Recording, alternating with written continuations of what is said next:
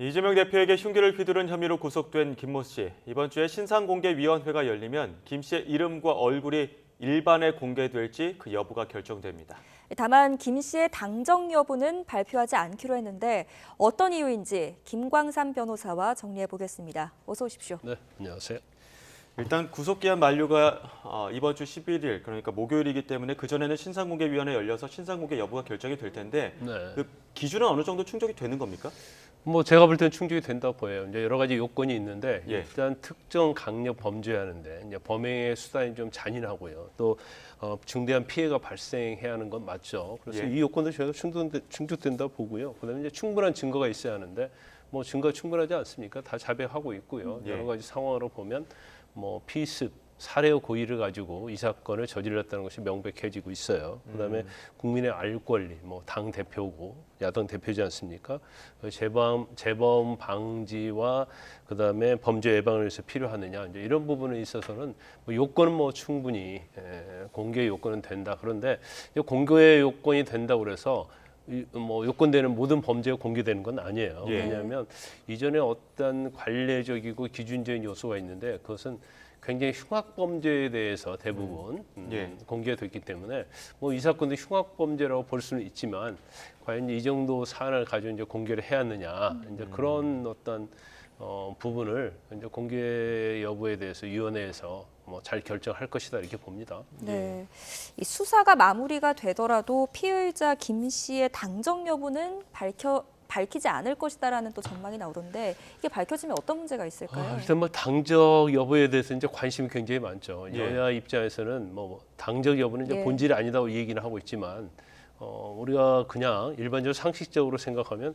민주당 당 대표를 고의적으로 뭐 살해하려고 했다 하면 그럼 여기에 대해서 이제 적개심을 품고 서로 이념적 진영적 논리에 있어서 이제 다른 시각을 가진 사람이 했겠지 안 했느냐 이런 네. 시각을 가질 수 있어요. 그래서 당정 여부는 국민의 관심사인 건 맞은 것 같아요. 그런데 지금 현재 정당법에 보면 범죄 수사를 위해서 이제 당정 여부에 대해서 조사를 할 수 있는데 그때는 법원의 영장에 의해서 하도록 돼 있고요. 예. 그다음에 그 영장에 의해서 이제 당적이 밝혀지면 이걸 관련된 공무원, 이제 뭐 경찰이 되겠죠. 경찰 공무원이 이를 누설하지 못하도록 현재 정당법에 돼 있거든요. 예. 그래서 아마 처음에 이 조항에 대해서 또 잘 모를 수도 있죠. 워낙 특별법이니까. 그래서 아마 당제 여부는 뭐 수사한 다음에 밝히겠다 이제 그런 취지였던 것 같은데 결과적으로 이제 정당법 조항에 의해서 아마 수사하는 입장에서는 이제 밝힐 수 없다. 이게 좀 확고한 것 같아요. 예. 그 민주당 입장에서는 정치적 동기를 밝히는 중요한 단서가 될 것이다. 이거 경찰의 소극적인 태도다 이렇게 지적을 하면서 재차 공개를 밝히고 있는데 이게 뭐 공개를 그 민주당에서 요구를 하더라도 어쨌든 법적인 조건에서는 밝힐 수 없는 부분이 있다는 그렇죠. 거죠. 현재 이제 정당법에 의하면은 이제 밝힐 수는 없고 만약 밝히게 되면 3년 이하의 징역에 처하도록 돼 있는데 근데 약간 이제 이런 부분이 있어요. 일단 뭐 야당 대표가 피습을 당했잖아요. 예. 그러면 범행 동기와 관련해서 네. 과연 당적이 무엇이냐 이것은 많은 국민들이 궁금해하거든요. 그렇죠. 그러면 이제 국민의 알 권리라는 것은 어떻게 보면 일반 현행법인 정당법보다도 상위라고 볼 수가 있어요. 그러면 충돌되는 거죠. 예. 그러면 알 권리가 또 헌법에 보장된 권리로서 일반 현행법보다도 상위로 생각한다고 한다면 사실은 뭐 알려줘야 하는 게 맞을 수 있어요. 그래서 경찰은 뭐 원론적 입장에서 정당법에 의해서 이걸 외부에 발표하지 않겠다 얘기를 했지만 예. 아마 이제 검찰하고 좀 뭐 상의를 하겠다 그런 취지인 것 같습니다. 예. 해석의 여지에 따라서 이 경우에 따라서는 뭐 발표할 수도 있다 이렇게 봐요. 예, 진실 공방 벌어지고 있는 부분도 있어서 이 부분도 한번 짚어보겠습니다. 그 이재명 대표의 병원을 옮기는 부분과 관련을 해서 네.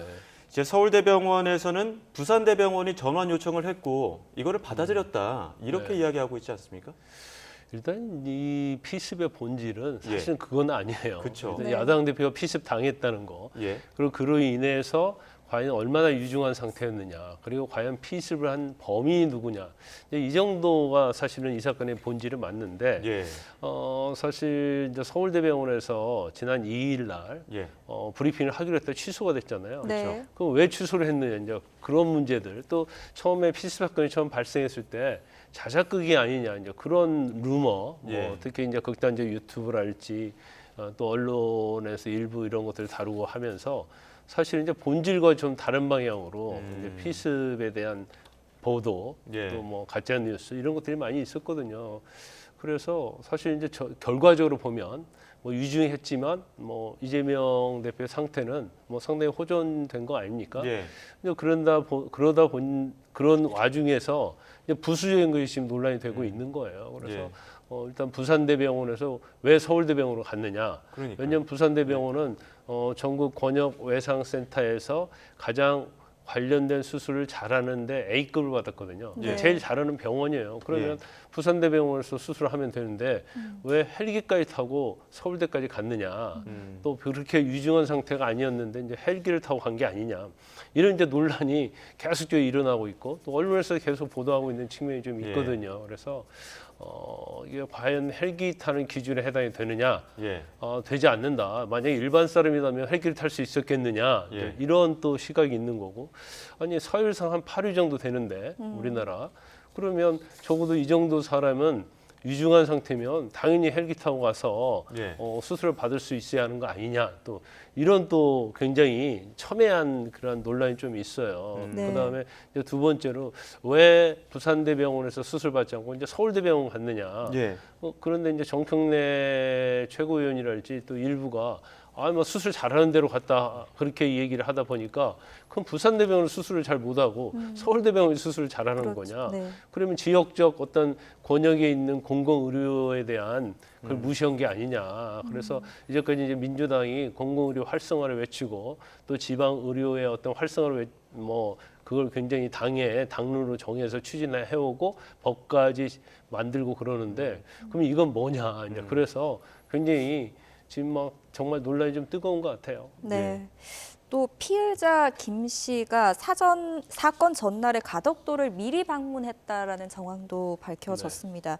이쯤 되면 계획 범죄로 봐야 되는 거겠죠. 이 범행은 이제 완전 계획 범죄예요. 왜냐하면 네. 뭐 살인의 고의가 있었다는 건 명백하고요. 그다음에 본인이 이재명 대표를 따라서 한 6차례 다녔다는 거 아닙니까? 예. 더군다나 이 사건 범행 전날은 뭐 가덕도 근처에 있는 한 11km 떨어진 모텔에서 또 숙박을 했다는 거예요. 네. 그래서 이건 뭐 당연히 계획적이고 더군다나 이제 칼도 사실은 본인이 휴대하기 좋게 범행하기 좋게 뭐 손잡이를 뭐 떼어내고 거기에 뭐 붕대로 감싸고 예. 그다음에 뭐 여러 가지 상황을 보면 뭐 고의적으로 이재명 대표의 어떤 동선 이런 거 다 체크해서 했기 때문에 이제 고의범은 맞다고 볼 수 있는데 이제 좀 주목해야 할 부분은 네. 이제 배우가 있느냐, 누가 교사를 했느냐, 아니면 공범이 있느냐 이 부분이에요. 그런데 이제 본인이 경찰에서 조사를 받을 때 난 이게 단독범이다 이렇게 얘기를 했거든요. 단독 네. 범행으로 했다. 누구의 도움 받은 적이 없다. 그런데 이제 전체적으로 보면 이제 그렇게 느껴지긴 하는데 이제 새로운 게 하나 발견이 된 거예요. 뭐냐면 이 사람이 그 전날 모텔에서 잤는데 외제차 어떤 차주가 모텔에다 실어다 줬다는 거거든요. 그 전날 네. 가덕도를 갔었는데 그 가덕도에서 11km에 있는 모텔까지 그렇죠. 어떤 외제차를 타던 차주가 태워다 줬다. 이러면서 이제 공범 가능성 여부가 나온 거잖아요. 그럼 우리가 그냥 상식적으로 생각하면 범죄자를 범행하기 좋게 부근에 있는 모텔에 태워다 준 게 아니냐 네. 이제 그렇게 볼 수도 있어요. 예. 그런데 경찰에서는 아직 뭐 배우랄지 공범관계라 볼 수 있는 단서나 증거가 없다. 이제 이렇게 얘기를 하고 있죠. 그리고 뭐 이게 뭐 정확한지는 모르겠는데 그 차주가 뭐 민주당 당원이다 뭐 이런 얘기까지 나오고 있어요. 그래서 아마 그렇다 할지라도 사실 이 사건을 뭐 단지 이 피의자 김모 씨의 진술에만 의거해서 이거 단독범이니까 더 이상 수사할 필요가 없어 이렇게 가면 안 되겠죠. 예. 근데 경찰 입장에서는 일단 뭐 이 김모 씨의 뭐 중개사 사무실 주거지에는 압수수색했잖아요. 네. 컴퓨터, 뭐 노트북 같은데 압수수색했고 김모 씨의 휴대폰에 대해서도 디지털 포렌식을 하고 있기 때문에 아마 그런 부분에 대해서 압수물을 분석하면 뭐 공범이 있는지 배우가 있는지는 그래 어렵지 않게 제가 볼 때는 뭐 발견이 될 거라고 봐요. 예. 그래서 그 부분은 좀 지켜봐야 하고 또 구속만기 11일이니까 이제 그때까지는 이제 검찰에 이 사건을 이제 송치해야 하거든요. 그래서 그 전에 아마 뭐 결론이 나올 거다 이렇게 봅니다. 그 범행했던 당일날 주머니에 8장짜리 남기는 말이라는 제목의 그 어떤 입장을 네. 밝히는 문서가 있지 않았습니까? 네. 근데 이제 경찰 조사를 받으러 가는 그 과정에서는 그 변명문이다 이렇게 얘기를 했었고요. 보통 네. 입장문이라고 하는데 변명문이라고 뭐 밝혔던 뭐 배경 혹은 그 남기는 말을 8장이나 썼던 배경은 어떤 심리에 근거할까요? 이제 우리가 이제까지 이제 그런 얘기를 많이 하죠. 어떤 정치인을 뭐 살해할 의사가 있었다든가 상해를 입힐 의사가 있으면 어떤 정치적 자기의 신념에 의한 거잖아요. 그래서 일반적으로 그러한 범인들은 대부분 확신범으로 분류를 합니다. 왜냐하면 자기 이해관계는 상관이 없거든요. 네. 원한이 있는 것도 아니고 예. 뭐 복수하려는 것도 아니에요. 예. 뭐 감정이 있는 것도 아니고 그런데 정치적 이념을 달리하고 자기가 저런 사람이 정치인으로 있어서는 안 되겠다는 그런 확신을 가지고 어떤 범행을 하면 우리가 보통 확신범이라고 얘기를 하거든요. 근데 이 사람이 사실은 피습하기 전에 이미 8쪽이면 장수가 상당히 많고요. 많죠. 내용도 많지 않습니까? 네. 그리고 거기에다 남기는 말이라고 써놓고 그걸 소지하고 있었다는 거예요. 그래서 피습 후에 범행 후에 체포됐잖아요. 그러면서 그게 압수된 예, 거거든요. 그래서 아마 남기는 말이라는 것은 이제 아까 앵커께서 얘기하신 것처럼 이제 자기의 입장을 얘기하는 거였죠. 어떻게 보면 범행 자체를 합리화하는. 그래서 이제 범행 동기와 관련해서는 이 입장문이 굉장히 중요할 것이다. 그런데 경찰에서는 뭐 그렇게 구체적으로는 이 얘기를 하지 않고 있어요. 피해 사실 공표와 관련돼서 문제가 있을 수 있기 때문에. 예. 그렇지만 뭐 본인은 뭐 이재명 대표가 싫어서 범행을 했다, 역사적 사명감을 가지고 했다, 뭐 이런 류의 뭐 그 입장문에 담겨져 있는 것이 아닌가 이제 그런 것들이 언론에 보도되고 있어요. 예. 네. 이런 정치인을 대상으로 한 습격 사건이 과거에도 몇 차례 있었습니다. 2006년에는 박근혜 야당 대표 당시 그리고 2015년에 마크 리퍼트 주한 미국 대사가 습격을 당했는데 과거의 사례로 봤을 때 이번 김 씨의 형량은 어느 정도로 예상을 하십니까? 일단은 뭐 살인의 고의를 가지고 있었고 또 대상 자체도 뭐 야당 대표지 않습니까? 그리고 이제 살해를 하는 공격 목표도 이제 목이라는 생명과 굉장히 중요한 부분이에요. 예. 그래서 사실 이제 사망했느냐 안 했느냐의 결과에 있어서만 다를 뿐이지 네. 이 범행 자체는 굉장히 중대하다고 볼 수 있어요. 그래서 일단 커터칼 피습을 했을 때 50대 남성은 징역 10년 받았거든요. 그런데 예. 이 사람은요 살인 미수가 기소가 됐는데 커터칼 자체로는 살해할 수 없다 사람을. 예. 그다음에 공격한 부위가 뺨이지 않았습니까? 그러니까 사실 뺨에 공격을 했다 하더라도 상처를 입혔다 하더라도 생명과 관계는 없기 때문에 살인 미수죄는 무죄가 나왔어요. 그래서 징역 10년 받았고요. 그런데 리퍼트 대사 같은 경우에는 사실은 가서 넘어뜨리고 또 목 쪽을 공격했거든요. 그러니까 이제 살해 고의가 있는 거죠. 그래서 징역 12년이 나왔어요. 네. 그래서 아마 제가 볼 때는 뭐 이재명 대표 피습한 김모 씨에 대해서도 중형이 선고될 것이다. 그러면 적어도 리퍼트 주미 대사나 아니면 박근혜 전 대통령 그런 범인과 비슷한 형량이 선고될 가능성이 높다 이렇게 봅니다. 예. 이와 관련해서 이제 모방 범죄 우려도 많이 나오고 있고 뭐 한동훈 비대위원장도 마찬가지고 이번에 또 이재명 대표는 대구 방문하면은 뭐 해치겠다 이런 또 협박 범을 체포한 사례도 있지 않습니까? 네, 이러한 네. 경우에는 어떻게 처벌받습니까? 일단 이 협박 자체를 뭐 본인에게 전달될 수 있는 방법으로 하면 그건 이제 협박이 될 수 있죠. 이제 살해 협박죄가 되는 거고 그게 아니고 아마 이번에 대구에 오면 뭐 이재명 대표를 어떻게 하겠다 이 60대 남자 체포가 됐는데 아마 본인이 체포되고 나서 나는 사실 살해한 의도가 있는 건 아니고 네. 그냥 뭐 장난으로 했다랄지 이제 그런 식으로 얘기한 것 같아요. 왜냐하면 네. 지금 영장이 청구됐는데 영장 범죄 사실과 영장 범죄 혐의가 유괴한 공무집행방해예요. 유괴라는 것은 여기서 쉽게 말하면 이제 거짓말로 그냥 신고를 112에 해서 이렇게 했다는 거거든요. 그러면 만약에 경찰의 입장에서 보면 신고 받았으면 출동을 해야 하는 거고 또 그거에 의거해서 그 사람 체포해야 하고 뭔가 또 계획을 수립해야 하고 또 수사를 해야 하고 그러지 않습니까? 그러니까 그로 인해서 이제 공무를 방해한 겁니다. 그래서 이걸 우리가 유괴에 의한 공무집행 방해라고 하거든요. 그래서 협박죄가 아니고 유기한 공무집행 방해죄로 영장을 청구했고 또 사실 뭐 최근에 그런 사례가 굉장히 많죠. 경찰들의 어떤 공무집행을 방해하는 거예요. 거짓을 전화해서 또는 119에 전화해서 소방서의 업무를 방해하죠. 그런 경우에 최근은 실형 선고되는 중형이 선고되는 경우가 예. 굉장히 많아요. 그래서 최근에 사례에 뭐 징역 2년도 선고된 사례가 있습니다. 네. 그래서 아마 이 사람도 살해에 대한 걸 가지고 어떻게 보면 거짓으로 신고를 했기 때문에 뭐 형량도 실형 선고될 가능성이 상당히 높다 이렇게 봅니다. 예. 네.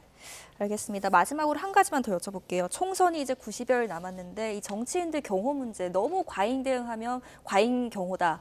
또 느슨하게 하면 또 피습 우려가 생기는 거고요. 어떻게 좀 접근을 하는 게 좋을까요? 일단 뭐 이제 정치인의 어떻게 보면 숙명이에요. 네. 그래서 우리가 보통 뭐 달걀 아니면 물병 이런 것들은 뭐 항상 일어나는 문제 아닙니까? 이제 그렇지만 그 자체는 어떻게 보면 신체 뭐 생명에 대한 위협이 될 수 있는 겁니다. 그래서 이 부분을 이제 어떻게 할 것이냐. 근데 정치인은 사실은 스킨십을 많이 하고 많이 만나야잖아요. 네. 그렇죠. 근데 이걸 경호를 너무 해버리면 사실 그럴 수 없고 그렇죠. 또 어떤 친밀감 이런 것 통해서 또 소통을 하면서 또 국민을 위해서 뭐 할 것인지 무엇을 할 것인지를 많이 생각을 해야 하는데 이제 그런 부분이 좀 어려운 것 같아요. 그래서 아마 원칙적인 신변 보호는 하는 게 맞다. 특히 뭐 당 대표랄지 네. 또 중요한 선거에 있어서는 이제 전단팀을 구성해야 하고요. 적어도 정당과 관련해서는 당 대표에 대해서는 전단 보호팀이 전에는 이제 선거 때만 있었거든요. 선거 때가 아니다 하더라도 예. 어느 정도는 뭐 전단 보호팀을 꾸리는 게 굉장히 많고 더군다나 뭐 최근에 뭐 양극단적으로 지금 우리가 정치 진영이 나눠져 있잖아요. 네. 그렇기 때문에 어느 때보다도 이제 정치인에 대한 생명, 신체에 대한 보호는 필요하다 이렇게 봅니다. 예, 알겠습니다. 여기까지 듣도록 하겠습니다. 지금까지 김광삼 변호사와 함께했습니다. 오늘 말 감사합니다. 잘 들었습니다.